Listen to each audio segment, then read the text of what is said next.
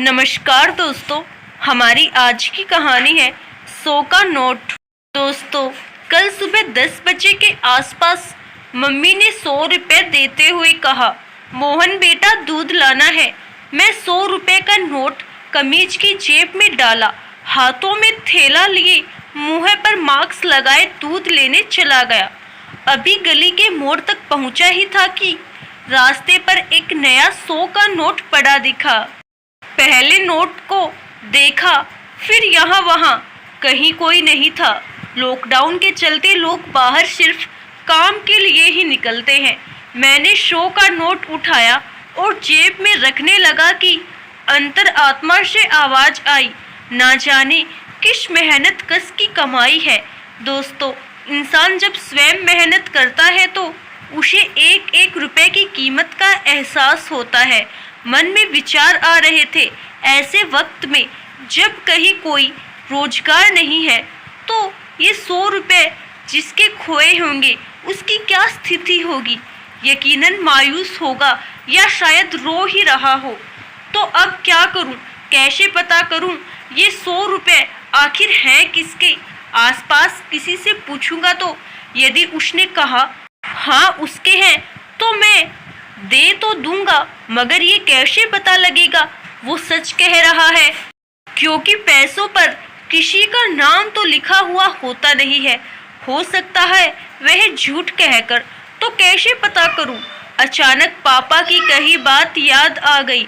दोस्तों, मेरे पापा कहते हैं जब कभी कहीं परेशानी में फंस जाओ तो आंखें बंद करके हमेशा अपने दिल की सुनो। दिल भले ही लेफ्ट में होता है मगर फैसले हमेशा राइट लेता है, क्योंकि ये आपकी आत्मा से जुड़ा हुआ होता है। मैंने वही किया जो दिल से आवाज़ आई। जिसके 100 रुपये खोए होंगे यकीनन वो उन्हें खोज रहा होगा। हो सकता है वो यहाँ भी आए उन्हें ढूंढते हुए।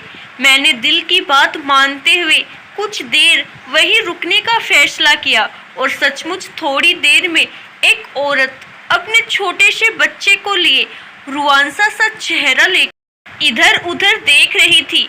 उन्हें देखकर लगने लगा यही इन 100 रुपये को खोज रही है। मैंने पूछा, आप कुछ ढूंढ रही हैं, कुछ खो गया है क्या?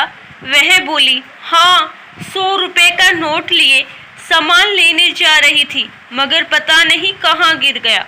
उसकी भीगी हुई आंखें अपने आप में बहुत कुछ बयां कर रही थी। मैंने तुरंत जेब से 100 का नोट निकाला और उसकी ओर बढ़ाया। 100 का नोट देखकर उसकी आंखें खुशी से चमक उठी, मगर उसने अपना मुंह दूसरी ओर करते हुए जमीन पर फिर से नोट खोजना शुरू कर दिया। क्या हुआ, लो ना, मैंने कहा। वो बोली, आप मुझे गलत समझ रहे हैं, मैं अपने खोए पैसे ढूंढ रही हूँ, मुझे किसी का एहसान नहीं चाहिए। मैं हैरान होकर उसे देखने लगा। अरे तुम्हारे ही हैं, लो रख लो। मैंने फिर से उसकी ओर 100 का नोट बढ़ाया।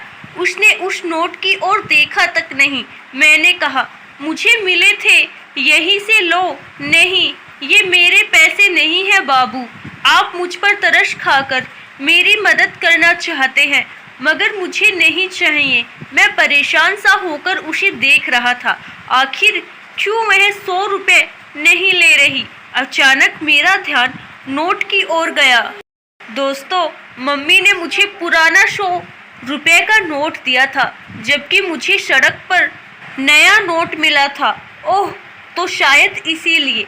मैंने जेब से तुरंत उस नोट को निकाला। तब तक वह औरत नोट को ढूंढते हुए थोड़ा आगे बढ़ चुकी थी। मैंने आवाज़ दी, बहन ये रहा। उसने मुड़कर देखा तो नए नोट को देखकर वह चौंक गई।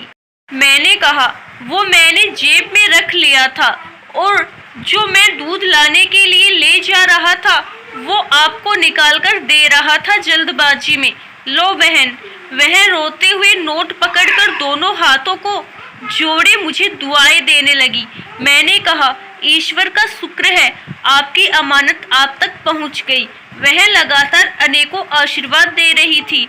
अब उसके चेहरे पर ऐसी खुशी थी मानो उसे अमृत मिल गया हो। आशा करती हूँ दोस्तों आपको हमारी आज की कहानी जरूर पसंद आई होगी। धन्यवाद।